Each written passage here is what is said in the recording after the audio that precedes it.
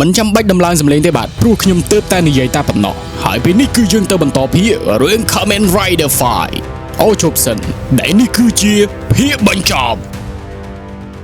កាលពីភាគមុនយូកាត្រូវបានយកទៅពិសោធន៍ធ្វើឲ្យ Orphenoid ខ្លាចជាមនុស្សដែលធ្វើឲ្យនាងទន់ខ្សោយមិនអាចខ្លាចជា Orphenoid បានទៀតឡើយដូច្នេះហើយក៏ត្រូវស្លាប់ក្រោមដៃរបស់ Kageyama នឹងធ្វើឲ្យយូជីឈឺចាប់ជាមួយនឹងកំហឹងរហូតទាល់តែសន្លប់ហើយក៏បានឃើញវត្តមានរបស់ Hanagata នាំយូជីចាក់ចេញទៅបាត់ទៅដូច្នេះនៅពេលដែល Takumi មកស្វែងរកនោះគឺមិនឃើញឡើយបានឃើញត្រឹមតែធាតុរបស់យូកាធ្វើឲ្យ Takumi ដឹងថាយូកាគឺបាត់បង់ជីវិតហើយ Takumi នឹកស្មានមិនដល់ឡើយក៏ដើរទៅឲ្យ Kitaro ត្រឡប់មកផ្ទះវិញប៉ុន្តែมันបានប្រាប់ពីការស្លាប់របស់យូកានោះទេដែលធ្វើឲ្យ Kitaro យល់ច្រឡំថាយូកាគឺបានបោះបង់គាត់ចោលបាត់ហើយនិងខំប្រឹងសម្ដែងថាខ្លួនគឺមិនអីឡើយដើម្បីកុំឲ្យ Takumi បារម្ភពីគាត់ចំណែកឯ Kusaka ទើបតែដឹងខ្លួននឹងមានចម្ងល់ថាហេតុអ្វីបានជាគាត់នៅនឹងចុះតើ Kitasaki ទៅទីណាបាត់ទៅ Mihara ក៏បានប្រាប់ពីរឿងដែលឪពុករបស់គាត់បង្ហាញខ្លួនមកជួយសង្គ្រោះ Kusaka គ្រាន់តែឮបែបនោះភ្ញាក់ផ្អើលព្រោះមិននឹកស្មានថាឪពុកចិញ្ចឹមរបស់គាត់គឺចេញមកខាងក្រៅបែបនឹងនោះឡើយចូលមកដល់ថ្ងៃថ្មីទៅហើយនោះ Kitaro នៅតែនឹករលឹកទៅដល់យូកាហើយគាត់នឹងព្យាយាមប្រឡប់ខ្លួនឯងដោយហៅ Takumi ជាមួយនឹង Mari នឹងទៅញ៉ាំអីទៀត Mari ខំលួងលោមដែរកុំឲ្យបារម្ភពីយូកាពេកខ្ញុំមានបានគិតណាព្រោះខ្ញុំដឹងថាយូកាអត់មកដោយសារតែនាងមានហេតុផលរបស់នាងហើយនាងក៏បានផ្ញើសារបញ្ជាក់យ៉ាងច្បាស់ថានាងចង់មកប៉ុន្តែនាងដូចជារវល់អីចឹងទៅណាថែមទាំងគ្រប់គ្រងក្តីសម័យខ្ញុំទៀតនេះមើលនេះសំណេរចុងក្រោយកាន់តែមើលទប់អារម្មណ៍ក៏កាន់តែលែងជាប់ទឹកភ្នែកក៏ស្រក់ចុះមកទាំងមិនដឹងខ្លួនឡើយសុំទោសដែលខ្ញុំមិនអាចការពារនាងបានសុំទោសផង Kitaroចំណែកឯ Teruo បែរជាចង់រត់ចេញពីមណ្ឌលកុមារកំព្រាក៏ត្រូវ Kaido ស្ទាក់ផ្លូវនឹងហៅទៅជាមួយនឹងគាត់បើសិនជា Teruo នឹងចង់រត់ដែលលើកនេះមិនបដិសេធជាមួយនឹង Kaido នោះទេព្រមទៅជាមួយនឹងគ្នាហើយនៅតាមផ្លូវនោះស្រាប់តែមានពន្លឺចែងចាំងបង្ហាញស្រមោលរបស់ Teruo ខ្លាចជាបុរសចំទង់ម្នាក់ដែលមកទៅគឺវាដូចជាមានអ្វីចាប់កំណើតពីខ្លួនរបស់ Teruo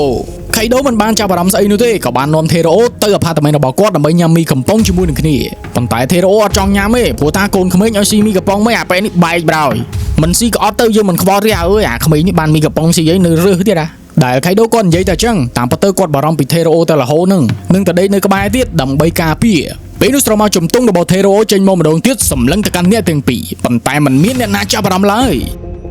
ស្អែកឡើងភ្ញាក់ពីដេកគឺបាត់ Teruo បាត់ហើយមិនដឹងទៅណាឡើយចុំអាកូនក្មេង Teruo ទៅណាបាត់ហើយរីណាក៏កំពុងតែស្វែងរកដូចគ្នាព្រោះបាត់ពីមណ្ឌលកុមារកំព្រាបាត់ហើយ Mihara ទើបតែមកវិញក៏ដឹងដំណឹងថា Teruo គឺបានបាត់ខ្លួនបាត់ហើយដែល Teruo គឺដើរម្នាក់ឯងណាមិនដឹងថាចង់ទៅណាឡើយក្រឡេកកាន់ Muragami គឺទទួលបានព័ត៌មានខ្លះៗពីការពិសោធន៍របស់ Minami ដោយផ្ទាល់ដែលការពិសោធន៍គឺបានសម្រេចហើយគឺជាការបំបែកកោសិកាមនុស្សចេញពីខ្លួនប្រាណរបស់ Orphenoid ដើម្បីបង្ហាញថា Orphenoid គឺជាបិសាចពេញលេញគ្មានអ្វីពាក់ព័ន្ធជាមួយនឹងមនុស្សឡើយនិងមានបំណងថានឹងយក Orphenoid ដែលបំបែកកោសិកាមនុស្សចេញពីខ្លួននោះធ្វើជាឆ្កែបំរើរបស់មនុស្សជាតិ Muragami គ្រាន់តែឃើញគឺមិនអាចទ្រាំជាមួយនឹងការប្រមាថនឹងបានឡើយក៏បានកោះហៅ Lucky Clover ជាប្រញាប់ដើម្បីសុំឲ្យទៅកំទេចមន្ទីរពិសោធន៍របស់ Minami អូលោកជាពាក់លុយគេមែនបានធ្វើអញ្ចឹង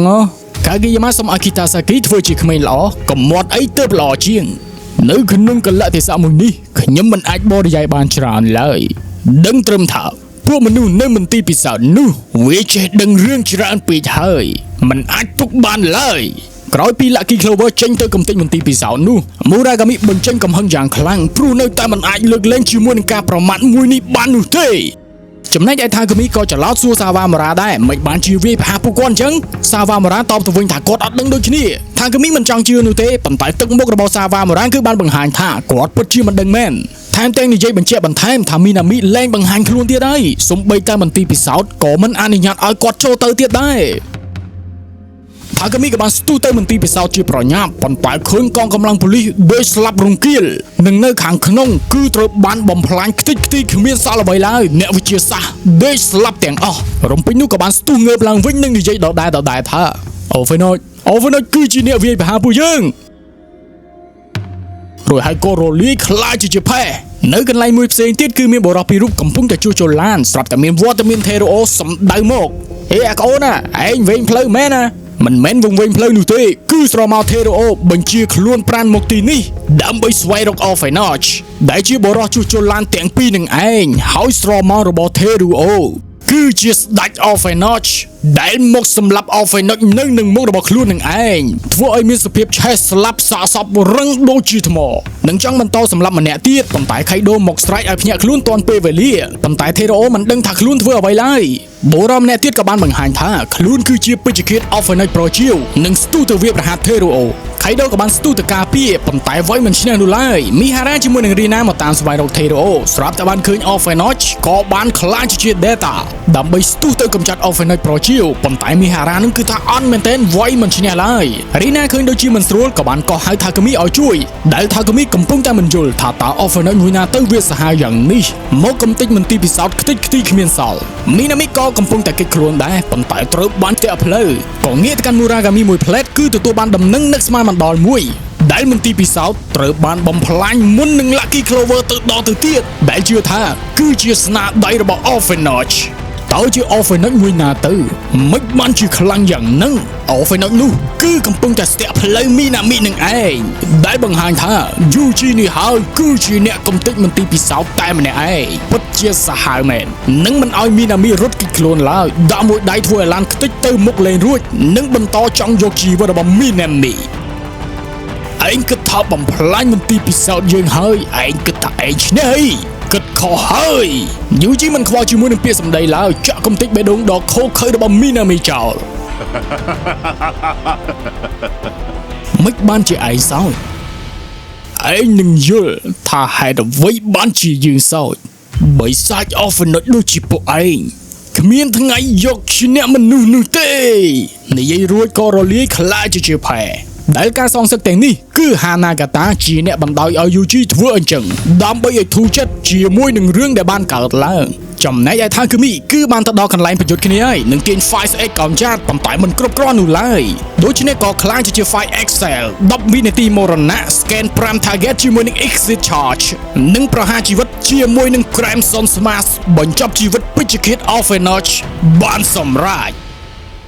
បន្ទាប់មកទៀតក៏បាននាំថេរ៉ូទៅផ្ទះរបស់គីតារ៉ូដើម្បីរក្សាសុវត្ថិភាពដោយសារតែ Orphanage កំពុងតែតាមប្រមាញ់ម៉ារីក៏បានសួរថាតើនេះគឺជាក្មេងដែលគីតារ៉ូបានជួយពីភ្លើងឆេះនឹងមែនខៃដូខំលើកដៃបញ្ជាក់ថាខ្ញុំណែអ្នកជួយទេប៉ុន្តែអត់មានអ្នកខ្វល់លីងដែលម៉ារីនៅតែបន្តលើកឡើងថាគួរតែឲ្យថេរ៉ូស្នាក់នៅទីនេះតែម្ដងទៅព្រោះថាមានថាកាមីជាមួយនឹងគូសកានៅការពារមីហារ៉ាក៏សុំចូលរួមការពារដែរទោះបីជាគាត់នឹងគឺថាកាកក៏ដោយប៉ុន្តែខៃដូប្រឆាំងព្រោះថាថេរ៉ូខ្លាចមនុស្សខ្លាំងណាមានតែខ្ញុំទេដែលវាចង់នៅក្បែរនិយាយទៅបើសិនជាមានអ្នកណាផ្សេងក្រៅពីខ្ញុំនៅក្បែរថេរ៉ូហ្នឹងអូននឹងរត់ចេញតែហ្មងតែទឹកមុខរបស់ថេរ៉ូបង្ហាញថាអូយគ្មានផងនឹងចេះតែនិយាយហើយគីតារ៉ូក៏មានកំណត់ថាឲ្យខៃដូនឹងមកស្នាក់នៅនឹងតែហ្មងទៅដើម្បីជួយធ្វើការងារគ្នាហើយនឹងជួយមើលថែថេរ៉ូផងឯងនិយាយលេងសើចមែនហ្នឹងយើងមិនចេះនៅផ្ទះរបស់អ្នកដទៃផ្ដេសផ្ដាស់ឡើយយើងក៏មានកិត្តិយសរបស់យើងដែរប៉ុន្តែបើសិនជាឯងឲ្យយើងនៅទីនេះដោយដេកស៊ីមិនធ្វើអ្វីនោះយើងនឹងសម្រេចចិត្តថានៅនឹងទៅចោះចឹងនិយាយលុយពេកខ្ទៀតចេញពីក្រៅផ្ទះមួយអូយបើកទ្វារអូនថេរ៉ូបើកទ្វារមួយមកថេរ៉ូអត់ខ្វល់នៅក្រៅផ្ទះហ្នឹងទៅនិយាយលុយពេកមិនដឹងធ្វើស្អីក៏បានទៅការពារក្មេងប្រុសម្នាក់ទៀតក្រែងលោភ្លើងឆេះដូចជាថេរ៉ូអីចឹងទៅប៉ុន្តែសូម្បីតែក្មេងហ្នឹងក៏គិតថាខៃដូនឹងរោគចិត្តដែរក៏រត់ទៅរកម៉ែវាបាត់ទៅធ្វើឲ្យខៃដូច្បោកច្បល់មកការពារក្មេងហើយក្មេងថារោគចិត្តទៀតខលរោគយូជីអត់លើកទូរស័ព្ទទៀតឯងនៅណាអាពូម៉ាគីបាអើយនៅណាចំណែកឯគូសកាបានហៅម៉ារីមកនិយាយគ្នាតែពីរនាក់ដើម្បីលើកជាការសង្ស័យមួយទៅកាន់ឪពុកចិញ្ចឹមរបស់ពួកគាត់ដែលបានយកពួកគាត់មកចិញ្ចឹមនៅក្នុងអំឡុងពេលដែលគាត់ជានាយក Smart Brand ដូច្នេះវាអាចថាវាគឺជាផែនការមួយដែលធ្វើឲ្យពួកគាត់បាត់បង់ជីវិតនៅយប់ជួបជុំគ្នាម៉ារីបដិសេធភ្លាមព្រោះនាងដឹងច្បាស់គូសកាក៏ដឹងច្បាស់ដូចគ្នាថាលោកឪពុកមានទឹកចិត្តល្អខ្លាំងណាស់គាត់មិនធ្វើរឿងទាំងនឹងឡើយគូសកាក៏បាននិយាយសំទោសទៅវិញនិងស្របតាមសម្ដីរបស់ម៉ារីប៉ុន្តែនៅក្នុងចិត្តវិញគឺមិននោះទេដោយសារតែឪពុកចិញ្ចឹមរបស់គាត់គឺជា Orphanage ហើយគូសកាគឺគ្មានថ្ងៃជឿជាក់ទៅលើ Orphanage ឡើយនិយាយចំទៅមនុស្សម្នាក់ដែលគូសកាជឿជាក់នោះគឺមានតែម៉ារីម្នាក់តែប៉ុណ្ណោះចឹងហើយបានជាគូសកានិយាយថាម៉ារីគឺដូចជាម្ដាយរបស់គាត់អញ្ចឹងដែលនិយាយអ្វីក៏គាត់ធ្វើតាមហើយនិយាយអ្វីក៏គាត់ជឿដែរក៏ងាកទៅកាន់មូរ៉ាកាមីវិញគឺមានវិជ្ជបណ្ឌិតរបស់ Smart Brand មួយរូបបានយកសាកសពបុគ្គលិករបស់ Smart Brand ម្នាក់មកបង្ហាញដែលរឹងដូចជាថ្មមិនដែលឃើញពីមុនឡើយក្នុងនាមជាវិជ្ជបណ្ឌិតដែលឃើញសាកសពស្លាប់រាប់មិនអស់ទោះបីជាស្លាប់ក្រោមដៃខ្សែក្រវ៉ាត់ទាំង3ឬមួយក៏ត្រូវស្លាប់ក្រោមដៃរបស់ Orphanage ក៏មិនមានសភាពបែបនេះដែរគឺជាស្ដេចទីបំផុតស្ដេចបានបង្ហាញខ្លួនហើយក៏ឆ្ពោះទៅក្រោមដីជាប្រញាប់ជួបជាមួយនឹង Hanagata ដើម្បីសួរពីរឿងវាសនារបស់ Orphanage ដែលមានជីវិតរស់មិនបានយូរឡើយហើយស្ដេច Orphanage គឺមានធម៌ពលអាចបញ្ជារឿងទាំងនោះហាណាកាតាក៏ដឹងពីរឿងទាំងនោះដែរដូច្នេះហើយទើបទុកតំណែងមួយកន្លែងរត់មកលាក់ខ្លួននៅទីនេះប៉ុន្តែសម្រាប់ Muragami គឺមិនធ្វើដូចជា Hanagata ឡើយខ្ញុំនឹងប្រឈមមុខជាមួយនឹងការពិតខ្ញុំនឹងដាស់កំណើតស្ដេច Orphanage ដើម្បីជីវិតរុងរឿងរបស់ពួកយើង Muragami គុណខ្ញុំសូមឲ្យលោកទទួលយកវាសនារបស់ Orphanage ដែលមានអាយុខ្លីហើយនឹងដាច់ពូជនឹងទៅចុះពួកមនុស្សនោះទេដែលត្រូវដាច់ពូជនោះផែនដីមួយនេះវាគឺជារបស់ Orphanage ចំណែកឯ Kaido សុំ Kusaka ទៅជួប Teruo ប៉ុន្តែ Kusaka ស្អប់ Orphanage ស្រាប់ផងក៏ទៅ bully បាញ់ទឹកដាក់មុខ Takumi ឃើញចឹងក៏រត់ទៅស្ដីឲ្យនឹងការពារ Kaido យើងមើលទៅឯងពីរនាក់នេះគឺគួរឲ្យខ្ពើមដល់ហើយខ្លួនជា Orphanage បែរជារស់នៅជាមនុស្សថ្ងៃណាមួយមិនថាមនុស្សឬមួយក៏ Orphanage នោះទេប្រកាសជាមិនទទួលស្គាល់ពីអ្នកឯងឡើយ Kaido ចង់បដាចោលប៉ុន្តែ Kusaka មិនខ្លាចឡើយ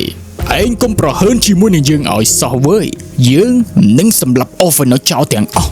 ទោះបីជាឪពុករបស់យើងជា Orphanage ក៏ដោយពេលរាត្រីក៏បានឈានចូលមកដល់មានបរិសុទ្ធជា Rider ម្នាក់ហើយក៏ជា Orphanage ដែរលួចសម្លាប់បរិសុទ្ធម្នាក់ទៀតនៅក្នុងឡានរំពេញនោះស្រមោលដែលជាស្ដេច Orphanage បញ្ជាខ្លួន Teruo មកប្រមាញ់ Orphanage ដែលជាបរិសុទ្ធជា Rider នឹងឯងមិនទាន់ដឹងច្បាស់នោះទេប៉ុន្តែឃើញដូចជាចម្លែកពេកក៏រត់ចេញទៅសិនហើយស្ដេច Orphanage នៅតែបន្តដេញតាមប៉ុន្តែដឹងខ្លួនទាន់ពេលវេលារួចក៏បានចាក់ចេញត្រឡប់ទៅវិញទៅបរិសុទ្ធ Rider តាមដានប៉ុន្តែមិនទាន់ដឹងច្បាស់ថាជាអ្វីឲ្យប្រកាសនោះឡើយក៏បានទៅសួរ Muragami ទើបដឹងច្បាស់ថានោះគឺជាស្ដេច Orphanage ដែលមិនទាន់ចាប់កំណត់ពេញលេញនោះឡើយតើតែសម្លាប់នឹងលេបត្របាក់យកធម៌ពលពី Orphanage ទើបអាចដោះធម៌ពលនឹងភ្ញាក់ខ្លួនយ៉ាងពេញលេញដូច្នេះស្លាប់ក្រោមដៃរបស់ស្ដេច Orphanage វាគឺជាកិត្តិយសដ៏ធំធេងរបស់ពួកយើងដែលជាផ្នែកនៃការចាប់កំណើតរបស់ស្ដេច Orphanage ខ្ញុំអត់ព្រមទេម្យ៉ាងមួយទៀតតើពួកយើងត្រូវការស្ដេច Orphanage ធ្វើអីបើពួកយើងខ្លាំងហើយនឹងពួកយើងក៏អាចយកឈ្នះមនុស្សទាំងនោះបានដែរមិនបាច់ចាំមានស្ដេច Orphanage ស្អីទេ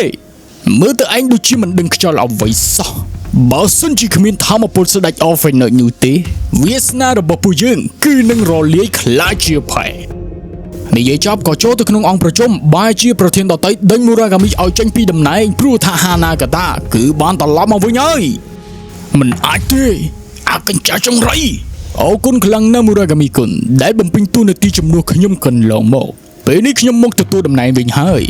ក៏ចង់ប្រកាសប្រាប់គ្រប់គ្នាឲ្យដឹងថាខ្ញុំនឹងប្រកាសតំណែងជានាយកទៅឲ្យអ្នកផ្សេង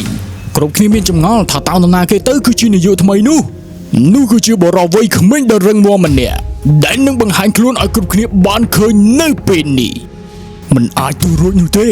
មិនបានទៅជាឯងទៅវិញបន្ទាប់ពីដឹងថានាយកថ្មីគឺជា Kibayuchi នោះ Muragami ត្រឡប់ទៅ office វិញទាំងកំហឹងថែមទាំងមាន Smart Lady មករំលឹកទៀតដល់ពេលដែល Revan ចេញហើយ Muragami គុណប៉ុន្តែ Muragami មិនព្រមចុះចេញងាយៗនោះឡើយនៅសោះស្ដេច Orphanage ទៀតនៅពេលដែលធម៌ពលស្ដេច Orphanage នៅក្នុងដៃរបស់យើងនោះគ្រប់យ៉ាងគឺវានៅតែក្រោមការគ្រប់គ្រងរបស់យើងនិយាយទៅដល់ស្ដេច Orphanage នោះដែលពីនេះ Teruo គឺកំពុងតែលេងជាមួយនឹងគ្រប់គ្នាដែលមើលទៅគាត់នឹងដូចជាធូរស្បើយច្រើនហើយមិនគិតច្រើនទៀតឡើយប៉ុន្តែនៅពេលដែលគាត់បានលេងនោះក៏រមាទៅឆ្ងាយចំពេលបរិសុទ្ធ Rider មកដល់ល្មមដើម្បីសម្រាប់ Teruo លុបបំបាត់ស្ដេច Orphanage ចោល Takumi ជាមួយនឹង Mihara ក៏បានទៅការពារជាប្រញាប់ដែល Kitaro ជាមួយនឹង Mari ក៏បាននាំ Teruo ដើម្បីចាក់ចេញតែចង្រៃអីបាត់សោឡានបាត់ហើយក៏ងាកមកការប្រយុទ្ធគ្នាវិញនៅពេលដែល Orphanage ចាប់គោលដៅទៅកាន់ Takumi នោះធ្វើឲ្យ Mihara មានឱកាសមានប្រយោជន៍ម្ដងដាក់រន្ទះជើង Lucifer Hammer Takumi ទាញ Fire Shot ដាក់ Grand Impact ជាមួយនឹង Exit Charge បញ្ចប់ជីវិតរបស់ Orphanage បានសម្រេចរំពេញនោះក៏មានវត្តមាន Muragami ដែលមកនេះគឺគោលបំណងចាប់ Teruo ដណ្ដើមស្ដេច Orphanage Takumi Mihara ក៏ស្ទុះទៅការពារប៉ុន្តែវាយមិនឈ្នះឡើយ Mari ក៏ខលហៅ Kusaka ជាប្រញាប់ប៉ុន្តែមុននឹងមកដល់នោះអ្នកទាំងពីរគឺតួសាច់បាត់ហើយ Mihara ក៏ប្រើកូដ3821ហៅ Jet Slayer ក៏ត្រូវ Muragami វាយដណ្ដើមខ្សែក្រវ៉ាត់បានសម្រេចចំពេលដែល Kusaka មកដល់ល្មម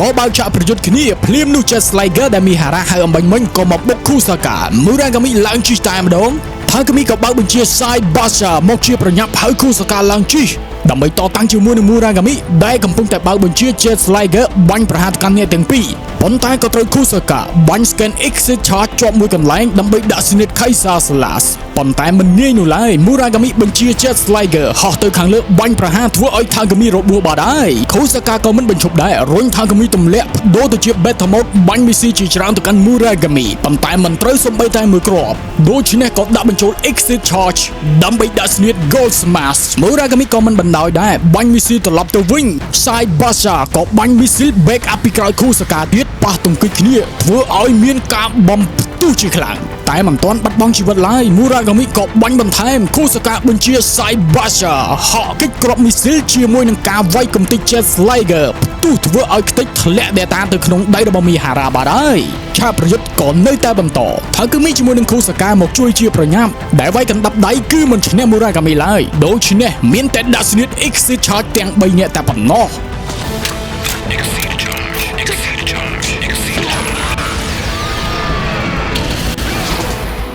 ក៏ធ្វើឲ្យ Muragami របួសធ្ងន់ប៉ុន្តែសល់ថាមពលបន្តិចបន្តួចចុងក្រោយក៏គេចខ្លួនបានសម្រេចប៉ុន្តែ Teruo ក៏បានបាត់ខ្លួនពីកន្លែងនឹងដែរមិនដឹងទៅទីណាឡើយ Muragami ឯនេះវិញរបួសធ្ងន់ទៅមិនបានឆ្ងាយនោះទេថែមទាំងបានឃើញវត្តមានរបស់ Teruo ដែលជាស្ដេច Orphanage បញ្ជាឲ្យមកទីនេះបង្ហាញ Muragami ឲ្យឃើញថាការវិវត្តនៃកំណើតរបស់ស្ដេចគឺបានក្លាយទៅជា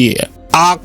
Orphanage ហើយប៉ុន្តែមិនទាន់អាចចាប់កំណើតបានពេញលេញនោះឡើយត្រូវការស្រូបធម្មពលបន្ថែមទៀតសូមយកជីវិតរបស់ខ្ញុំទៅចុះខ្ញុំពិតជាមានកិត្តិយសណាស់ដែលជាផ្នែកមួយនៃកំណើតស្ដេច Orphanage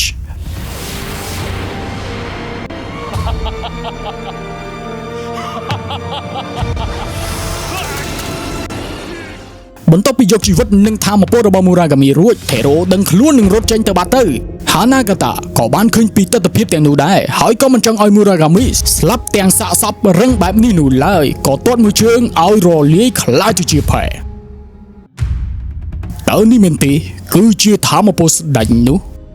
ចំណែកឯ Teruo ច្បោច្បល់មិនដឹងថាខ្លួនធ្វើអ្វីខ្លះឡើយដូច្នេះក៏ទៅអង្គុយភ័យម្នាក់ឯងប៉ុន្តែនៅពេលដែលឃើញ Mari ជាមួយនឹង Kitaro នោះក៏បាត់បង់ភាពភ័យខ្លាចវិញទៅ Kitaro ក៏បាននាំ Teruo ទៅគេងដើម្បីបំបត្តិភាពភ័យខ្លាចប៉ុន្តែនៅតែមិនយល់មិនបានជា Orphanage តាមសម្លោកក្មេងអញ្ចឹងវាដូចជាខូខើពេកហើយវាគឺជាសារជាតិរបស់ Orphanage គឺខូខើគ្មានចិត្តមេត្តាឡើយមួយណាក៏ដូចមួយណាដែរនិយាយនេះគឺចង់ឌៀមដាមឲ្យ Takumi Mari ក៏ចេញមកការពារភ្លាមថា Takumi មិនដូចជា Orphanage ដទៃឡើយបន្តមកទៀតក៏បានយកខោអាវឲ្យមួយដែលនៅជិតបន្ទប់ apartment របស់ Yuji ក៏ធ្វើឲ្យ Takumi កើតចិត្តបារម្ភមិនដឹងថាតើ Yuji ទៅទីណានោះទេ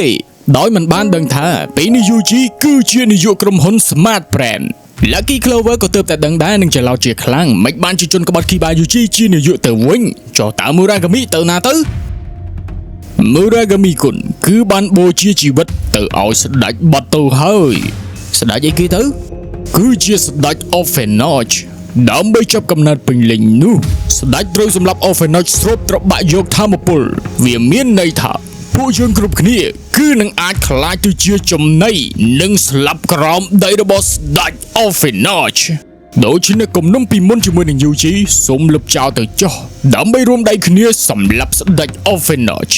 Kitasaki ស្ដាប់ហើយគិតថាស្ដាប់ទៅតំណងសប្បាយដល់ហើយបើអត់បានលឺចឹងទេខ្ញុំប្រហែលជាសម្លាប់ Yuji នៅកន្លែងនឹងបាត់ហើយ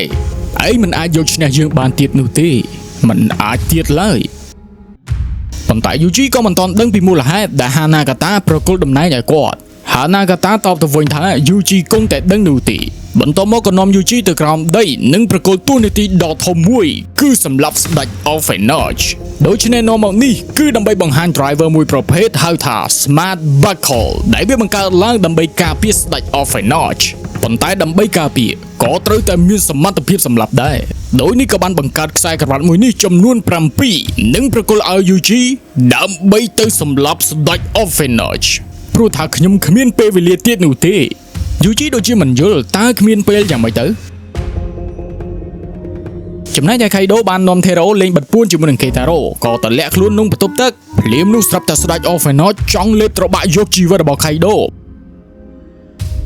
សំណាងដែរ Mari មកតាន់ពេលវេលាហើយឃើញអញ្ចឹងស្មានតែ Kaido នឹងមនុស្សរោគចិត្តក៏ទាញស្បែកជើងដាក់បដ ாய் នឹងធាក់ចេញពីផ្ទះទៅបាត់ទៅអើយបើកទ្វារសិនមកបកស្រាយមួយសិនចំណែកឯ Takumi ទៅសួរ Kusaka ថាតើមានឃើញ Yuji ដែរឬទេឯងគឺជា Orphanage ដូចគ្នាមិនដឹងផងតើឲ្យយើងដឹងយ៉ាងម៉េចទៅ ភ្លាមនោះស្រាប់តែមានអាការៈឈឺក្បាលជាខ្លាំងប៉ុន្តែត្រឹមតែរយៈពេលខ្លីតែប៉ុណ្ណោះក៏មានវត្តមានរបស់ Smart Lady មកហៅអ្នកទាំងពីរទៅជួបជាមួយនឹងលោកនាយកថ្មីអ្នកទាំងពីរដូចជាមានចម្ងល់ដូច្នេះចង់ដឹងក៏ទៅតាមការណាត់ជួបទៅចុះទៅដល់ក៏បានឃើញមីហារ៉ាដែលត្រូវបានកោះហៅទៅជួបដូចគ្នាកូសកានៅតែប្រយ័ត្នព្រោះគាត់គិតថាវាអាចជាអន្ទាក់ប៉ុន្តែគ្មានអន្ទាក់ស្អីនោះទេគ្រាន់តែយូជីហៅមកពិភាក្សាគ្នាតែប៉ុណ្ណោះអ្នកទាំងបីមានការភ្ញាក់ផ្អើលមែនទែននៅពេលដែលឃើញថាយូជីគឺជានាយកថ្មីថាក៏មីក៏សួរនាំពីមូលហេតុប៉ុន្តែយូជីសុំឲ្យទុករឿងនឹងមួយដុំសិនទៅចុះដែលខ្ញុំហៅមកនេះគឺដើម្បីសុំឲ្យអ្នកទាំងបីប្រើធម៌ពលខ្សែក្រវ៉ាត់ដើម្បីសហការជាមួយនឹង Smart Brand ព្រោះថាកំណើតស្ដេច Orphanage គឺនឹងមានឆាប់នេះហើយមនុស្សទាំងអស់នឹងត្រូវកំចាត់ពីផែនដីដូច្នេះខ្ញុំចង់ឲ្យពួកលោកកំចាត់ស្ដេច Orphanage ចោលជូន Smart Brand ខ្ញុំគិតថាពួកលោកប្រកាសជាយល់ព្រមព្រោះថាវាគឺជាសំណើដ៏ល្អមួយសម្រាប់ស្ដេច Orphanage គឺវានឹងជួយសង្គ្រោះមនុស្សជាតិតើពេលនេះពួកលោកសម្រេចចិត្តយ៉ាងម៉េចទៅយើងមិនខ្វល់ថាឯងធ្វើនេះដើម្បីអ្វីឡើយប៉ុន្តែយើងមិនជា Orphanage នោះទេហើយយើងក៏មិនសហការជាមួយនឹង Smart Brand ដែលបញ្ជាក្បាល Orphanage ដែរមីហារ៉ាមិនទាន់បានសម្រេចចិត្តនោះទេក៏រត់តាមគូសកាបាទៅចុះតើលោកគិតយ៉ាងម៉េចដែរទៅស្ដេចនឹងសម្លាប់ Orphanage ដូចជាពួកយើងដើម្បីចាប់កំណើតតើលោកចង់មិនធ្វើអ្វីឬមួយក៏ព្រមសហការជាមួយនឹងពួកយើងមុននឹងឲ្យចម្លើយនោះខ្ញុំសួរឯងមួយទៅចុះតើឯងធ្វើបែបនេះដើម្បីមនុស្សជាតិឬមួយដើម្បី Orphanage ទៅខ្ញុំមិនមែនជាមនុស្សទៀតនោះទេក្រែងក្តីសម័យរបស់ឯងចង់ឲ្យមនុស្សរស់នៅជាមួយនឹង Orphanage អីបិទមកទៅតើពេលណាទើបឯងទទួលស្គាល់ការពិតខ្ញុំទទួលស្គាល់ការពិតថាខ្លួនជាមនុស្សតាំងពីថ្ងៃដំបូងមកម្លេះឯងក៏បានដឹងយ៉ាងច្បាស់ដែរងារទៅកាន់គូសកាចាចាញ់អំបញ្ញស្រាប់តែចៃដន្យបានឃើញឪពុកចិញ្ចឹមមីហារ៉ាក៏ទៅតាមដើម្បីសួរនាំគូសកាចូលមិនទាន់នោះទេដូច្នេះមានតែជិះចិន្តាប្រអប់មួយផ្សេងទៀតដើម្បីទៅខាងក្រោមប៉ុន្តែនៅពេលដែលទៅដល់នោះឃើញតែមីហារ៉ាតែប៉ុណ្ណោះដែលមានសភាពដូចជាសប្បាយចិត្តក្រោយពីបាននិយាយជាមួយនឹងឪពុកចិញ្ចឹមរបស់ខ្លួននិងបានប្រាប់ទៅកាន់គូសកាថាលោកពុកគឺនៅតែល្អហើយគាត់ចង់ជួបពួកយើងទាំងអស់គ្នាទៀតផងឮអញ្ចឹងគូសកាមានចម្ងល់មិនបានជាសុកចង់ជួបជាមួយនឹងពួកគាត់អញ្ចឹងមូលហេតុដែលហាណាកាតាចង់ជួបជាមួយនឹងកូនរបស់គាត់នៅពេលនេះនោះគឺដោយសារតែជីវិតរបស់គាត់ជិតដល់ពេលវេលាត្រូវអស់ហើយដែលនេះគឺជាវាសនាអាយុខ្លីរបស់ Orphanage នឹងឯងចំណែកឯថាងមីមុននឹងចាក់ចេញនោះឆ្លៀតសួរទៅកាន់យូជីទៀតថាតើពួកយើងអាចជួបគ្នាម្ដងទៀតដែរឬទេបើលោកបបងភាពជាមនុស្សរបស់ខ្លួនឯងនោះយើងនឹងជួបក្នុងនាមជាមិត្តបើមិនអញ្ចឹងនោះទេគឺនឹងជួបក្នុងនាមជាសត្រូវយើងឲ្យចម្លើយដ៏ច្បាស់លាស់ទៅឯងមួយទៅចុះទោះបីជាមានរឿងអ្វីក៏ដោយយើងមិនបោះបង់ភាពជាមនុស្សរបស់យើងឡើយនៅពេលដែលថាកមីចាក់ចេញនោះ Smart Lady ក៏បាននាំខៃដូមកជួបជាមួយនឹងយូជីគ្រាន់តែឃើញភ្លាមខៃដូរំភើបចិត្តដល់កអើយខីបាអើយឯងទៅណាយើងរកឯងយូរហើយយើងនឹកឯងខ្លាំងហើយឯងដឹងអត់អាពូម៉ាអាសម្លាញ់អាប់អាកបាញ់យោអើយដែលយូជីហៅមកនេះគឺដើម្បីជ្រើសខៃដូធ្វើជាអ្នកប្រើប្រាស់ Smart Barcode នឹងឯងឬហើយសប្បាយចិត្តដល់កហើយទាំងដែលខៃដូក៏មិនបានដឹងពីចេតនារបស់យូជីឡើយព្រោះជឿថាយូជីប្រកាសជាធ្វើអញ្ចឹងដើម្បីមនុស្សជាតិហើយប៉ុន្តែទឹកមុខរបស់យូជីបង្ហាញថាគឺមិនដូចជាអ្វីដែលខៃដូបានគិតឡើយចំណែកឯសាវ៉ាម៉ារ៉ាស្មុកស្មាញគិតច្រើនជាមួយនឹងរឿងដែលបានកើតឡើងលោកអ៊ំជូជីក៏ចាប់អារម្មណ៍ដែរហ្នឹងណាដូច្នេះក៏និយាយថាយើងមិនដឹងថាឯងនឹងជួបរឿងធំប៉ុណ្ណាទេប៉ុន្តែវាគឺជាធម្មជាតិរបស់មនុស្សហើយវាតែងតែមានបញ្ហាថ្មីចូលទៅក្នុងជីវិតរហូតហ្នឹងអើយប៉ុន្តែឯងត្រូវចាំថាទោះបីជាវាបញ្ហាធំយ៉ាងមិនក៏ដោយវាតែងតែមានអាក្តីរីករាយតូចមួយដែលវាកំដរយើងនឹងទៅមុខរហូតហ្នឹងបញ្ហាវាគ្មានអីអស្ចារ្យជាងភាពរីករាយរបស់យើងទេជឿយើងទៅ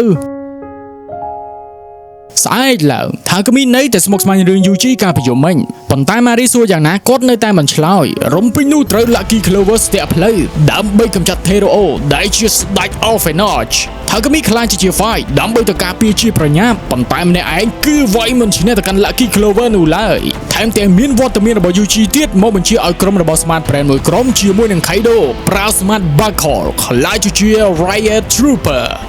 ប៉ុន្តែមិនមែនមកជួយនោះទេគឺចូលទៅវាយប្រហារថាងគមី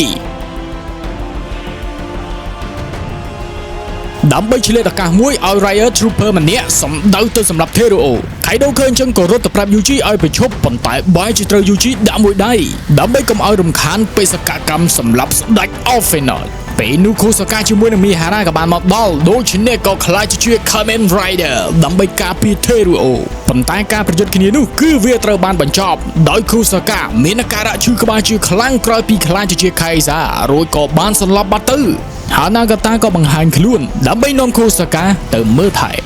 នៅពេលដែលដឹងខ្លួនឃើញឪពុកចិញ្ចឹមនោះក៏ស្រែកសួរភ្លាមថាហេតុអ្វីបានជាចិញ្ចឹមពោះគាត់ហើយNagataមិនកុហកមិនលាក់បាំងអ្វីទាំងអស់ដែលគាត់ចិញ្ចឹមគ្រប់គ្នាគឺដើម្បីស្វែងរកស្ដេច Orphenoid ប៉ុន្តែរឿងដែលបានកើតឡើងនៅយប់ជួបជុំគ្នានោះវាគឺជាផែនការរបស់ក្រុម Orphenoid មួយផ្សេងទៀតរបស់ Smart Brand វាមិនមែនជាផែនការរបស់គាត់ឡើយគូសាកានៅតែច្រឡោតព្រោះថាលោកឪពុកចិញ្ចឹមពោះយើងដើម្បីស្វែងរក Orphenoid តើនេះមិនមែនជាទង្វើខុសខើទេឬ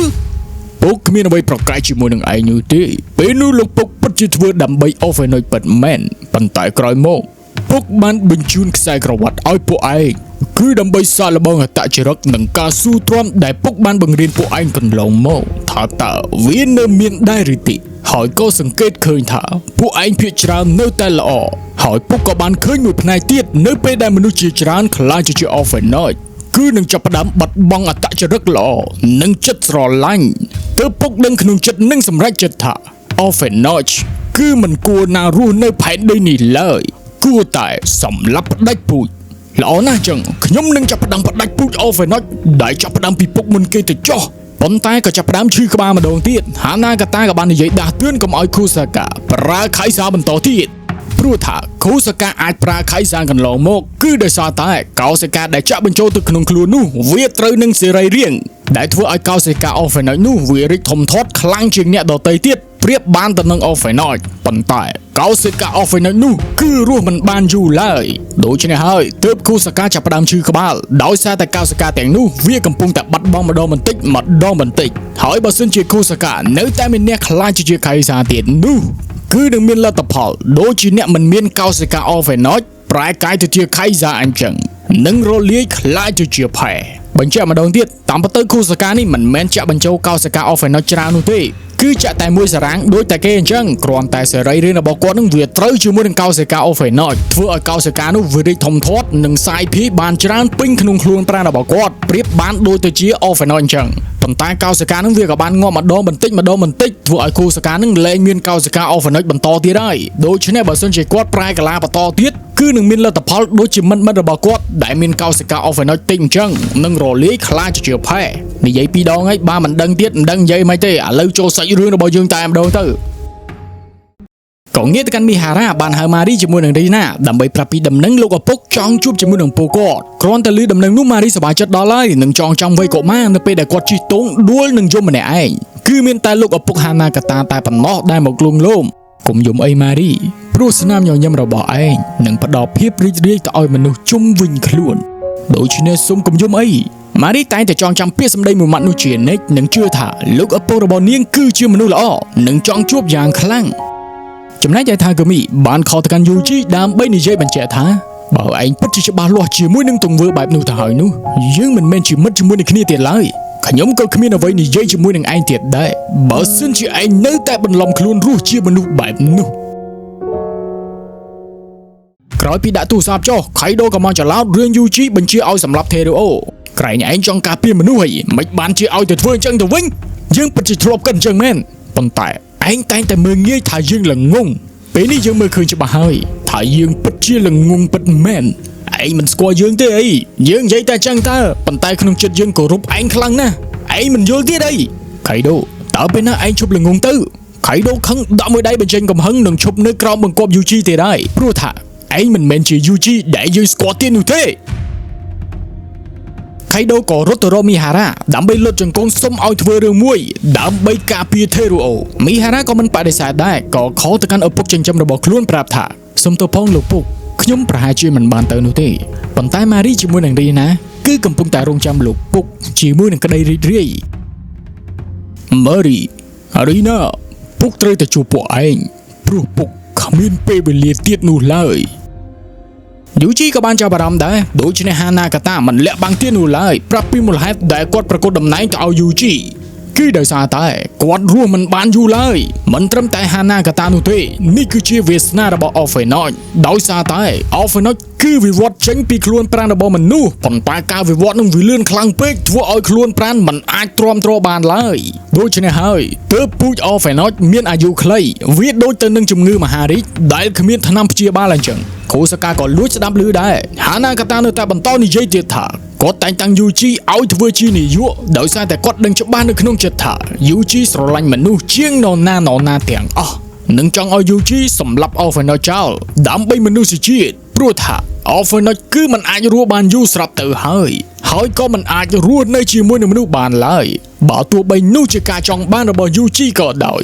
ដូច្នេះហើយជាមួយនឹងក្តីស្រឡាញ់របស់ Yuji ទៅកាន់មនុស្សនោះហាណាកាតាជឿថា Yuji នឹងសម្រេចជ្រើសយកជីវិតមនុស្សជាងជីវិតរបស់ Orphanage ដូច្នេះហើយទើបហាណាកាតាប្រកូលស្មាតបាខោទៅឲ្យ Yuji ដើម្បីសម្លាប់ស្ដេច Orphanage ដល់ពេលនោះពូជរបស់ Orphanage គឺមិនមាននៅលើផែនដីទៀតឡើយប៉ុន្តែអ្វីដែលជាបញ្ហានោះខ្សែក្រវ៉ាត់ទាំង3ដែលបង្កើតដើម្បីការពារស្ដេច Orphanage នោះពេលនេះវាពិតជាកំពុងតែការពារក្មេងនោះដែលជាស្ដេច Orphanage ពិតមែន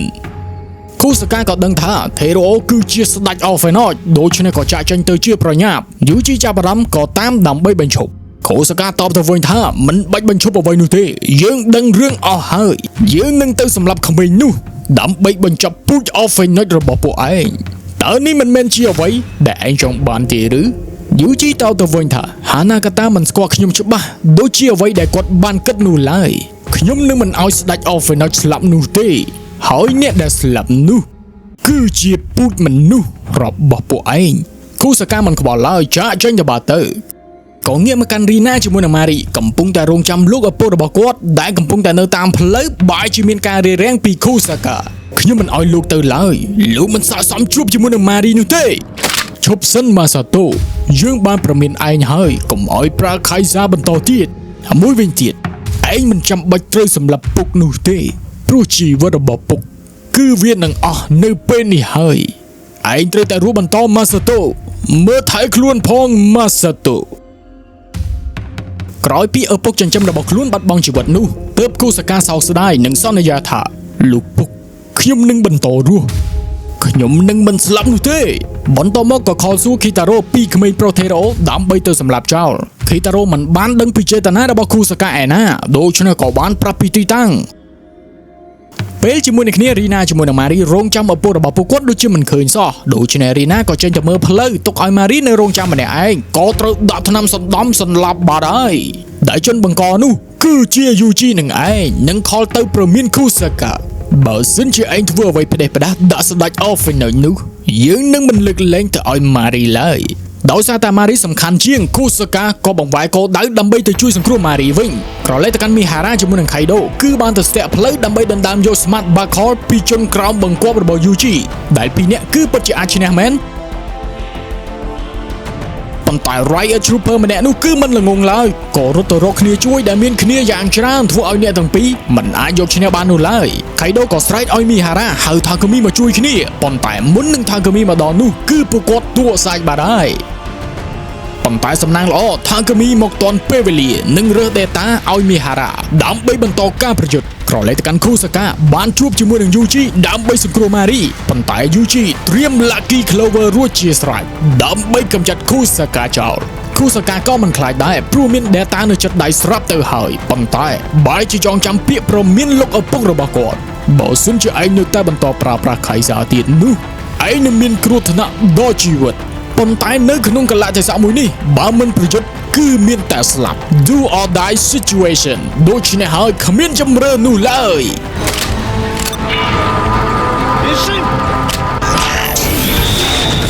គូសកាក៏ស្ទុះទៅប្រយុទ្ធជាមួយនឹង Lucky Clover ទាំង3ដើម្បីសង្គ្រោះជីវិតរបស់ម៉ារីប៉ុន្តែមើលទៅគាត់ដូចជាមិនអាចយកឈ្នះឡើយម៉ារីទៅតែដឹងខ្លួនឃើញអញ្ចឹងក៏ខលហៅថាកូមីមកជួយជាប្រញាប់ដែលកំពុងតែជាប់ដៃវាយជាមួយនឹង Riot Trooper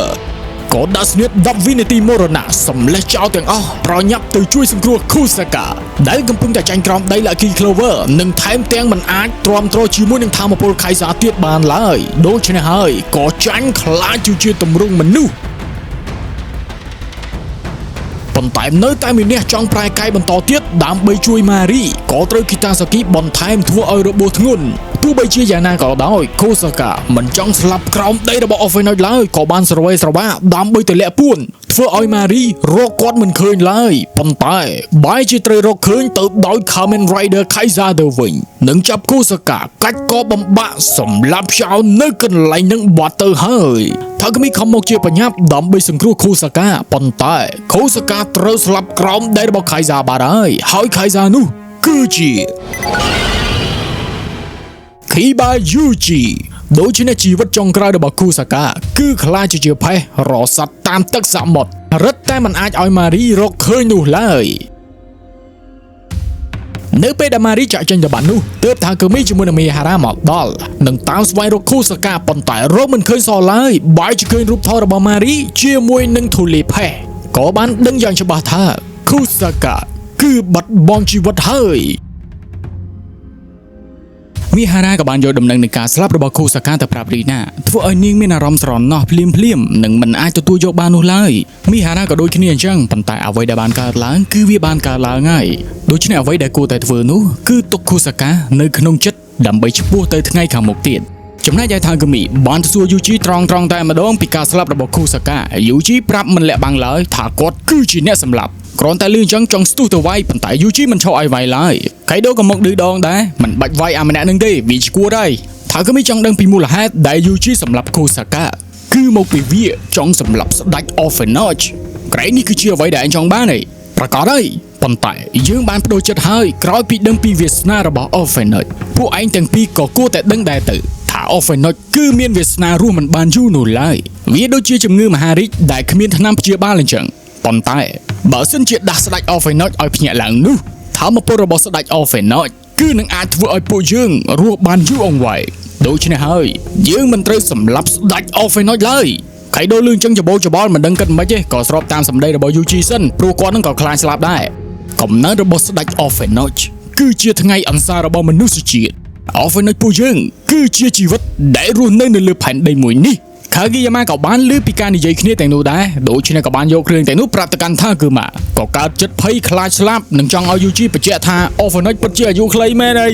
ហើយតើស្ដេចអូហ្វេណូចពិតជាជួយយើងបានពិតមែនអត់គីតាសាគីបែរជាមិនជឿទៅវិញថាគឺម៉ាកូនអើយអារឿងចឹងចេះតែជឿដែរខ្ញុំមិនទៅស្លាប់ងាយនោះទេព្រោះថាខ្ញុំគឺជាអ្នកខ្លាំងជាងគេនៅលើផែនដីនេះឥឡូវយើងលេងហ្គេមជាមួយនឹងគ្នាហ្មងទៅអ្នកណាគេសម្លាប់ស្ដេចអូហ្វេណូចបានគឺនឹងខ្លាចជាស្ដេចខាងគីយ៉ាម៉ាជាមួយនឹងថាកម៉ាហួសចិត្តដល់ក៏ហើយកលៈទេសៈនេះទៅហើយបែរជាចង់លេងហ្គេមទៅវិញងារទៅកាន់ម៉ារីវិញនៅតែបារម្ភពីគូសាកាព្រោះរកមិនឃើញសោះនៅពេលដែលថាកាមីមកដល់ក៏មិនបានប្រាប់ពីការស្លាប់របស់គូសាកាដែរព្រោះគាត់ខ្លាចម៉ារីទទួលយកមិនបានប៉ុន្តែម៉ារីនៅតែធ្វើម្ហូបរងចាំគូសាកាទៀតដូច្នេះថាកាមីមិនលាក់បាំងទៀតឡើយគូសាកាគឺបានស្លាប់បាត់បង់ជីវិតទៅហើយម៉ារីជាមួយនឹង Kitaro ពិតជាមិនអាចទទួលយកបានពិតមែនប៉ុន្តែអ្វីដែលកើតគឺវានឹងកើតហើយដែលគូសាកាបានស្លាប់ក្រោមដៃរបស់អូហ្វេណូចដែលជាពូជរបស់ខ្ញុំពូជមួយនេះគឺខុសខើខ្លាំងណាស់មិនគួរណារស់នៅលើផែនដីឡើយបូករួមទាំងខ្ញុំផងដែររួចក៏រត់ចាក់ចេញទៅបាត់ទៅទោះបីជាដឹងថាអូហ្វេណូចសម្លាប់គូសាកាក៏ដោយម៉ារីមិនបានខឹងទៅកាន់ថាកាមីនោះទេបែរជាយំស្រក់ទឹកភ្នែកស្រណោះនឹងទៅអោបថាកាមីព្រោះនាងមិនចង់បាត់បង់ថាកាមីម្នាក់ទៀតឡើយបន្ទាប់ពីយំឲ្យធូរទ្រូងនោះម៉ារីក៏សូមឲ្យថាកាមីជូននាងទៅកន្លែងដែលជួបគូសាកាលើកដំបូងដើម្បីរំលឹកអនុស្សាវរីយ៍ក៏ងាកមកកាន់ថាកាម៉ានៅមិនសុខសោះនៅពេលដែលឮថាគីតាសាគីចង់សម្លាប់ស្ដេចអូហ្វេណូចព្រោះថាបើសិនជាគ្មានស្ដេចអូហ្វេណូចនោះទេពួកគាត់គ្រប់គ្នាប្រកាសជាត្រូវបាត់បង់ជីវិតហើយខាគីយ៉ាម៉ានិយាយថានាងមិនព្រមស្លាប់ងាយនោះឡើយពេលវេលាថ្ងៃស្អែកក៏បានឈានចូលមកដល់ម៉ារីក៏បាននាំគ្នាទៅទីលានសាលារីយូសេដែលជាកន្លែងជួបជុំគ្នាដំបូងជាមួយនឹងគូសាកាវាបានបន្សល់អនុស្សាវរីយ៍ល្អៗជាច្រើនហើយក៏បន្សល់អនុស្សាវរីយ៍ឈឺចាប់ដែរដែលនោះគឺជាយប់ជួបជុំគ្នានិយាយទៅដល់យប់ជួបជុំគ្នា Lucky Clover គឺបានបង្ហាញខ្លួនដើម្បីលេងល្បែងសម្លាប់ស្ដេចអូហ្វេណូចដណ្ដើមតំណែងថាកាមីជាមួយនឹងមីហារ៉ាក៏ទៅរារាំងគីតាសាគីនិងស្រែកឲ្យគ្រប់គ្នានាំថេរ៉ូរត់គេចខ្លួនប៉ុន្តែខាគីយ៉ាម៉ាជាមួយនឹងថាកាម៉ាបែរជាមិនដេញថេរ៉ូទៅវិញចំណែកឯមីហារ៉ាជាមួយនឹងថាកាមីក៏មិនអាចឈ្នះគីតាសាគីបានដែរត្រូវទួសាច់ជាដំណំប៉ុន្តែបែរជាមានការរំខានពីថាកាម៉ាហើយនឹងខាគីយ៉ាម៉ាទៅវិញតើពួកឯងទាំងពីរចង់ធ្វើស្អីហ្នឹងពួកយើងមកនេះមិនមែនលេងល្បែងជាមួយនឹងឯងនោះទេគឺមកបញ្ឈប់ឯងកុំឲ្យសម្លាប់ពួកយើងទាំងអស់គ្នា Kitasaki ខឹងមែនតែនប្រើលបឿនវាប្រហារទៅកាន់អ្នកទាំងពីរនិងស្ទុះមកវាប្រហារ Takumi ជាមួយនឹង Mihara ប៉ុន្តែលើកនេះ Mihara មានប្រយោជន៍ម្ដងទៀតទាញ Data បាញ់ក្បាល Kitasaki បន្ថែមជាមួយនឹង Crimson Smash និង Lucifer Hammer ធ្វើឲ្យ Kitasaki របួសធ្ងន់ប៉ុន្តែនៅតែអាចគេចខ្លួនរួចគ្រាន់តែមិនអាចទៅមុខបន្តទៀតបានឡើយដែលនេះគឺជាឱកាសល្អមួយសម្រាប់ Takuma ទៅសងសឹករឿងកន្លងមកដែល Kitasaki តែងតែធ្វើបាបនិងនិយាយមើលងាយទៅកាន់ Takumaងាយទៅកាន់ Mari រវល់តែរត់បាត់ Terao បាត់ហើយដែលត្រូវស្ដេច Phoenix បញ្ជាមករក Kitasaki នឹងឯង Takuma គ្រាន់តែឃើញប្រាំងស្មារតីនិយាយអ្វីមិនចេញសោះឡើយ Kitasaki ដឹងថាស្ដេច Phoenix មករកខ្លួនដូច្នេះក៏ប្រឹងតែរត់ឯងមិនអាចសម្លាប់យើងបានទេ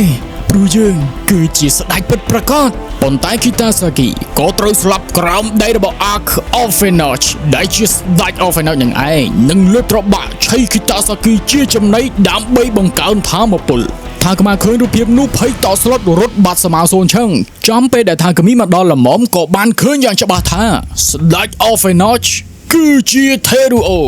Yuji ក៏នៅទីនោះដែរនឹងរៀបរាប់យ៉ាងច្បាស់ថា Takumi គឺបានការពារស្ដេច Phoenix ដោយមិនដឹងខ្លួនកុំបារម្ភអីស្ដេច Phoenix គឺមិនទាន់មានថាមពលពេញលេញនោះទេប៉ុន្តែតើឯងមានភាពក្លាហាននិងកំចិត្តដែរឬទេទោះបីជាមានក៏ដោយឯងនឹងទទួលរងវាសនានៃការស្លាប់របស់ Phoenixគ្មានជំរឿនល្អសម្រាប់ឯងរស់នៅជាមនុស្សឡើយប៉ុន្តែបើសិនជាឯងសម្រេចចិត្តរស់ក្នុងនាមជា Phoenix និងការពារស្ដេចនោះឯងនឹងគ្មានសេចក្តីឈឺចាប់នោះឡើយនឹងរស់នៅដោយសប្បាយរីករាយជាមួយនឹងថាមពល Phoenix Takuma ឯនៅវិញរត់ភ័យស្លន់ស្លោប្រកាច់ប្រកិនពេញនឹង Kageyama សួរថាតើភ័យពីអ្វីទៀតទៅបើគ្មាន Kitasaki ផងនឹង Takuma មិនបាននិយាយអ្វីទាំងអស់ប៉ុន្តែនៅពេលដែលនឹកឃើញ Kitasaki ត្រូវបានស្ដេច Phoenix ហើយសាកសពស៊ីនោះក៏កើតចិត្តតក់ស្លន់ម្ដងទៀតខ្លាចមកពីក្រោយដូច្នេះក៏រត់ទៅបាត់ងាយទៅកាន់ Kaido គាត់បានហៅ Takumi បង្ហាញពីឆន្ទៈរបស់គាត់នៅពេលនេះគឺនឹងសម្លាប់ស្ដេច Phoenix មិនខ្វល់ពីការអស់ជីវិតស្អីនោះទេ Takumi ចេះតែស្ដាប់ទៅព្រោះគាត់ដឹងថា Kaido មិនអាចដាច់ចិត្តសម្លាប់ស្ដេច Phoenix ឡើយព្រោះថានោះគឺជា Terao បន្តមកទៀតក៏បានតែអាំងសាច់ជុំគ្នាយ៉ាងសប្បាយ Kaido លើកជាការអបអរធ្វើឲ្យភ្លើងឆាបឆេះបង្កភាពចលាចលដែលពេលនោះ Terao ក៏បានចាក់ចេញពីកន្លែងនឹងបាត់ទៅ Takumi ក៏បានចាប់អារម្មណ៍ដែរដូច្នេះក៏បានទៅតាមគ្រប់គ្នាឯនេះវិញទើបតែដឹងតាមក្រោយតែប៉ុណ្ណោះក៏នាំគ្នាតាមស្វែងរកដែល Terao ទៅរកបុរសម្នាក់ដែលជា Phoenix ដើម្បីទៅស្រូបយកថាមពល Takumi ក៏បានឃើញដែរដូច្នេះក៏ស្ទុះទៅខ្លាចជា Fight ដើម្បីកម្ចាត់ស្ដេច Phoenix ចៃដន្យ Kaido ស្វែងរក Terao ឃើញអញ្ចឹងក៏ស្ទុះទៅការពារជាបញ្ញាប់និងឆ្ងល់ថាមិនបានជា Takumi ធ្វើអញ្ចឹង Takumi មិនបានបរិយាយអ្វីនោះទេវាយ Kaido ឡើងប៉ាងនិងស្ទុះទៅចង់បញ្ចប់ជីវិតរបស់ Terao ប៉ុន្តែមិនទាន់ដាច់ចិត្តនោះទេតម្រាំតែដាច់ចិត្តនោះគឺ Yuji មករារាំងបាត់ហើយនឹងខ្លាចជា Kaiser វាយប្រហារទៅកាន់ Takumi គ្រប់គ្នាដូចជាមិនយល់សោះមិនបានជារឿងទៅជាអញ្ចឹងទៅវិញដែល Yuji វាយប្រហារ Takumi រហូតខ្លាចជាមនុស្ស Takumi សម្លឹងទៅកាន់ Terao និងក្នុងចិត្តគិតថាត្រូវតែសម្លាប់ចោលនៅពេលនេះប៉ុន្តែស្រាប់តែដៃរបស់គាត់មានសភាពរលាយដូចជា Hanagata ដូច្នេះបង្ហាញថា Takumi ក៏រស់មិនបានយូរដែរប៉ុន្តែមិនឲ្យគ្រប់គ្នាឃើញឡើយរត់គេចខ្លួនពីកន្លែងហ្នឹងបាត់ទៅ Terao ក៏បាត់ខ្លួនដែរមិនដឹងទៅទីណាឡើយចំណែកឯ Takumi ទៅមិនបានឆ្ងាយនោះទេវិលមុខស្រវាងភ្នែកដួលសន្លប់នៅនឹងមុខរបស់ Yuji តែម្ដង Yuji ក៏បាននាំយកខ្លួនប្រាណរបស់ Takumi ទៅឲ្យគ្រូពេទ្យវិជ្ជាបណ្ឌិតរបស់ Smart Brain ដើម្បីពិសោធន៍រកបញ្ហានិងការបង្ការការស្លាប់របស់ Phoenix ចំណែកឯ Kaido ស្វែងរក Terao ទៅដល់កន្លែងគម្រោងសាងសង់ Smart Brain Tower ស្រាប់តែបានឮសំឡេងដ៏ឈឺចាប់របស់ Terao ដែលនៅខាងក្រោមឯណេះហើយស្ដេច Phoenix កំពុងតែប្រមូលថាមពលដើម្បីការចាប់កំណត់ដ៏ពេញលេញ Kaido សឹងតែមិនជឿនោះទេហើយក៏បានដឹងយ៉ាងច្បាស់ពីមូលហេតុដែល Takumi ចង់សម្លាប់ Terao Yuji បង្ហាញខ្លួនប្រមានទៅកាន់ Kaido បើសិនជាឯងហ៊ានប៉ះស្ដេច Phoenix របស់យើងនោះឯងនឹងត្រូវស្លាប់ដូចជា Inoue អញ្ចឹង Kaido ស្រែកសួរឯងយក Takumi ទៅណាទៅវាគឺជាជនក្បត់យើងបានយកខ្លួនប្រាណរបស់វាទៅពិសោធន៍ដើម្បីជាផលប្រយោជន៍ទៅដល់ Phoenix របស់ពួកយើងហើយអាសម្រាមឯងសម្រាមណាស់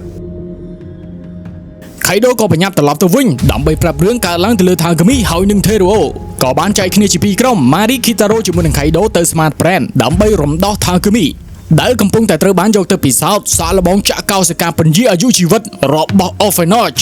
នៅខាងក្រៅគឺមានគ្រូពេទ្យ3រូបកំពុងតែបំពេញការងារក៏ត្រូវស៊ីម្នាក់មួយឆ្នាំងអ៊ុតដោយដៃគ្នារបស់ Mari នឹងឯងដើម្បីបន្លំខ្លួនយកសម្លៀកបំពាក់ដើម្បីចូលទៅស្វែងរក Takumi ក៏បានឃើញនៅក្នុងកន្លែងពិសោធន៍មិនចាំយូរនាំគ្នាចូលទៅវាយដុកទ័របង្កភាពចលាចលដើម្បីនាំ Takumi ចាកចេញបានសម្រេច ចំណែកឯរីណាជាមួយនឹងមីហារ៉ាទៅទីតាំងដែលខៃដូបានប្រាប់ដើម្បីជួយសង្គ្រោះថេរូអូប៉ុន្តែស្ដេចអហ្វេណុចគឺការពារយ៉ាងជាប់មិនអាចធ្វើអ្វីបានឡើយថែមទាំងមានវត្តមានខាងហ្គីយ៉ាម៉ា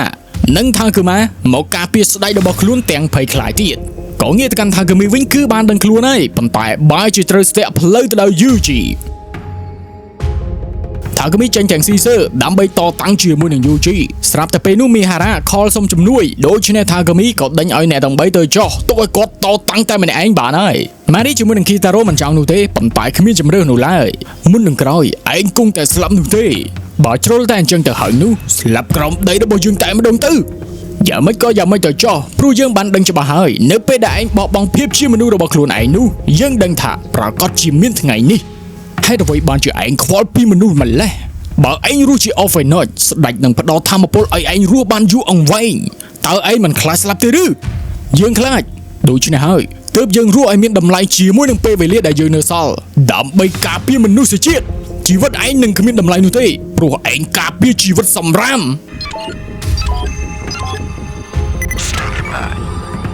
ងាកទៅកាន់មីហារ៉ាកំពុងតែប្រយុទ្ធហើយអ្នកទាំង3ក៏បានទៅដល់ដែរប៉ុន្តែមិនដឹងធ្វើអ្វីកើតឡើយព្រោះថាស្ដេចអហ្វេណុចបង្កើនធម៌ពលបំផ្លាញខ្លួនថេរ៉ូបានសម្រេចបាត់ទៅហើយខៃដូពិតជាឈឺចាប់នឹងអាណិតថេរ៉ូខ្លាំងណាស់ប៉ុន្តែនេះគឺជាពេលប្រយុទ្ធនឹងត្រូវតតាំងជាមួយនឹងសត្រូវវាមិនមែនជាពេលឈឺចាប់ឡើយព្រោះថាស្ដេចអហ្វេណុចកំពុងតែបង្កើនធម៌ពលដើម្បីចាប់កំណើតយ៉ាងពេញលេញកលែមកកាន់ថាគឺមីជាមួយនឹងយូជីដែលចង់ដាក់ស្នៀតខៃសាស្លាសថាគឺមីទាញ fire shot ដាក់ទៅវិញធ្វើឲ្យអ្នកទាំងពីររបួសខ្លាចជាមនុស្សប៉ុន្តែមិនបញ្ឈប់នោះឡើយខ្លាចជាអហ្វេណុចប្រយុទ្ធគ្នាបន្តទៀតជាមួយនឹងកំហឹងនោះយូជីក៏អាចខ្លាចជា raging form ដែលជាទម្រង់កំហឹងនឹងឯងនឹងវាយថាគឺមីខ្លាចជាមនុស្សម្ដងទៀតថាគឺមីក៏មិនបញ្ឈប់ដែរខ្លាចជា fire blaster ដើម្បីតតាំងជាមួយនឹងយូជីយូជីទាញដាវកាប់ថាកមីប៉ុន្តែថាកមីមិនកិច្ចបែរជារងមួយដាវនោះដើម្បីមានឱកាសបាញ់មួយស្នៀត Pluton Breaker ធ្វើឲ្យយូជីរបួសមិនអាចបន្តទៀតបានឡើយថាកមីក៏មិនបន្ធូរដៃដែរចង់បញ្ចប់ជីវិតរបស់យូជីប៉ុន្តែបែរជាមិនបញ្ចប់ជីវិតទៅវិញហើយអ្វីបានជាឯងមិនបញ្ចប់ជីវិតរបស់យើងទៅយើងបានប្រាប់ឯងរួចហើយយើងនឹងការពារមនុស្សជាតិហើយនឹងឯងព្រោះថាឯងគឺជាមនុស្សមិនមែនទេអីនុយឯងមកវិញមកយើងមិនមែនជាមនុស្សទេម៉ាតា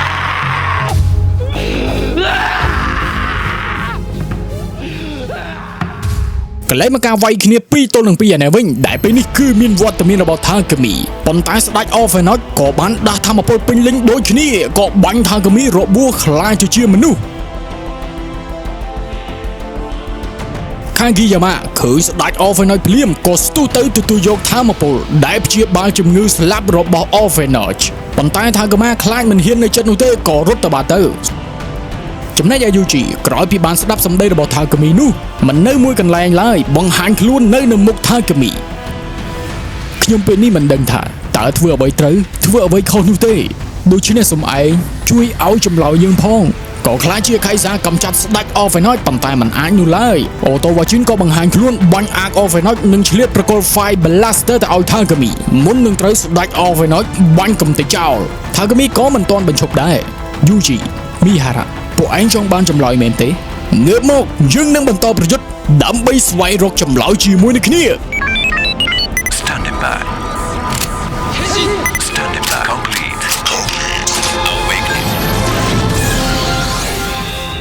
អ្នកទាំងពីរហក់មកពីក្រោយដាក់ Gold Smash និង Lucifer Hammer ប៉ុន្តែមិនជោគជ័យឡើយយូជីក៏ត្រូវបានស្ដេចអហ្វេណុចចាក់កំទេចខៃសានឹងរបួសយ៉ាងធ្ងន់ថាក៏មានស្ទុះទៅការពារប៉ុន្តែនៅតែមិនអាចយូជីក៏បានប្រើជីវិតចុងក្រោយរបស់គាត់ចាប់ស្ដេចអហ្វេណុចជាប់ដើម្បីឲ្យថាកាមីបញ្ចប់ជីវិតជាមួយនឹងខ្លួនឯង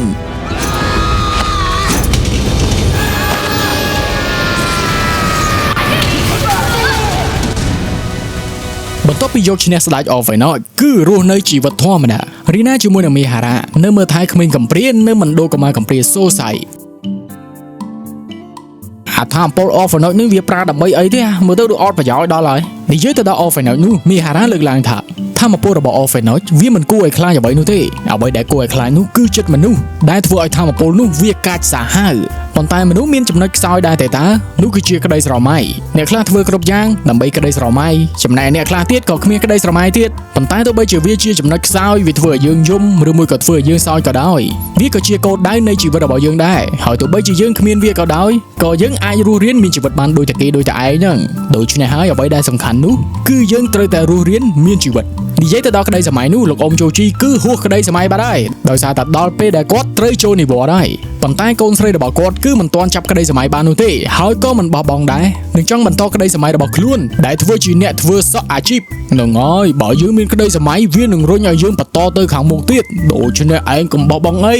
ចំណែកឯថាកម្មាទោះបីជាគ្មានក្តីសម័យក៏ពិតមែនគាត់នៅតែរស់ដូចជាមនុស្សធម្មតាទោះបីជាទទួលរងពាក្យស្ដីបន្ទោសក៏ដោយវាគឺជាធម្មជាតិទៅហើយដូច្នេះមានតែសុំទោសទៅកាន់ខាងគីយ៉ាម៉ាតែប៉ុណ្ណោះដែលគាត់សម្រេចចិត្តថារស់ជាមនុស្សជាមួយនឹងពេលវេលាដែលនៅសល់របស់គាត់ចំណែកឯខាងគីយ៉ាម៉ានៅពិនិត្យមើលស្ដេចអហ្វេណតព្រោះនាងជឿថាថ្ងៃណាមួយស្ដេចអហ្វេណតប្រកាសជាមានធម៌ពលពេញលេញឡើងវិញ Smart Brand ពេលនេះក៏គ្មាននាយកដែរដោយសារតែនាយកទាំង3គឺត្រូវបានបាត់បង់ជីវិតអស់ហើយដូច្នេះមានតែរុះរើទីកន្លែងទីតាំងរបស់នាយកដើម្បីរៀបចំសារជាថ្មីតែប៉ុណ្ណោះចំណែកឯម៉ារីជាមួយនឹងខេតារ៉ូកំពុងតែស្រូបយកខ្យល់ធម្មជាតិព្រោះថាពេលនេះលែងមានបញ្ហាអ្វីទៀត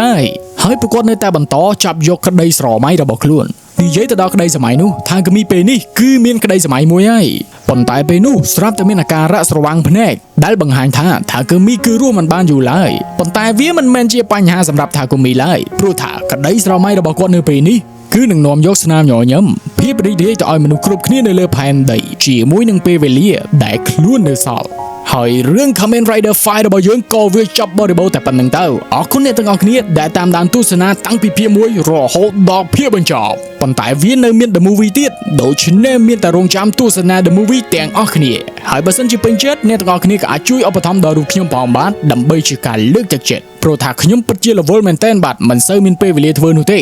ដូច្នេះបើសិនជាមានការឧបត្ថម្ភឬមួយក៏ការលើកទឹកចិត្តអីចឹងទៅចេះបោកខ្លួនឯងដើម្បីបន្តធ្វើវីដេអូបន្តទៀតចឹងទៅហើយឥឡូវនេះរឿងរបស់យើងចប់ហើយមិនបាច់និយាយតប៉ែទេបាទឆាវ